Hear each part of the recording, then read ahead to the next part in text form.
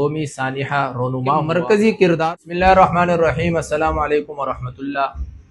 لا ينهاكم الله عن الذين لم يقاتلوكم في الدين ولم يخرجوكم من دياركم ان تبروهم وتقسطوا اليهم ان اللہ يحب المقسطین۔ کل جو فیصل آباد کی تحصیل جڑاوالا میں ایک قومی سانحہ رونما ہوا، ہم بغیر کسی شرط کے، بغیر کسی قید کے اس کی بھرپور مذمت کرتے ہیں اور حکومت وقت سے مطالبہ کرتے ہیں کہ مرکزی کرداروں کو سخت سے سخت سزا دی جائے۔ آپ کو معلوم ہے کہ ملک کے اندر ایک قانون موجود ہے، ایک سسٹم موجود ہے، ایک نظام موجود ہے، عدلیہ موجود ہے، ایک ضابطہ موجود ہے۔ ان سب کے باوجود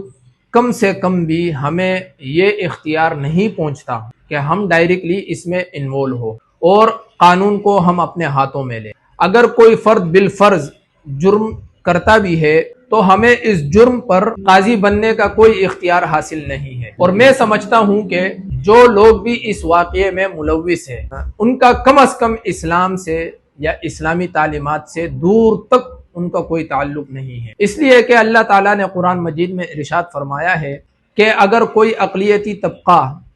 تمہارے درمیان بستا ہے تو تمہیں چاہیے کہ ان تبروہم وتقسطوا الیہم، کہ ان کے ساتھ بلائی کا معاملہ کرو اور عدل و انصاف کا معاملہ کرو۔ ان اللہ یحب المقسطین، کہ اللہ تعالیٰ انصاف کرنے والوں کو پسند فرماتے ہیں۔ جناب نبی کریم صلی اللہ علیہ وسلم کا ارشاد ہے،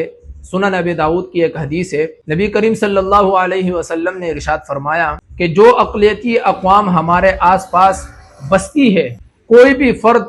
ان کے ساتھ مالی زیادتی کرے، جانی زیادتی کرے، یا کسی بھی اعتبار سے کوئی ایسا بوجھ ان کے اوپر ڈال دے جس کی وہ طاقت نہیں رکھتے، تو نبی کریم صلی اللہ علیہ وسلم نے ارشاد فرمایا کہ میں اس کی طرف سے مدعی بن کر اس مسلمان کے خلاف اللہ جل شانہ کی بارگاہ میں شکایت کروں گا اور میں اس کا مدعی بنوں گا۔ تو میں سمجھتا ہوں کہ جو جڑاوالا میں جس طرح کا ایک قومی سانحہ رونما ہوا یا جو فسادات کرنے کی کوشش کی گئی، ان کا اسلام سے اور اسلامی تعلیمات سے کوئی تعلق نہیں ہے۔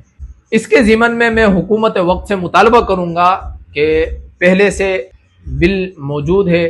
مقدس عبادات کے حوالے سے، مقدس عبادت گاہوں کے حوالے سے، مقدس کتب کے حوالے سے،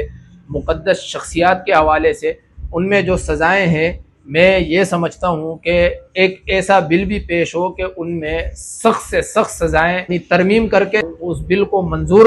کر کے اس طریقے سے جو سانحات ہے وہ اگر رونما ہو تو ان کو سخت سے سخت سزائیں دی جائے۔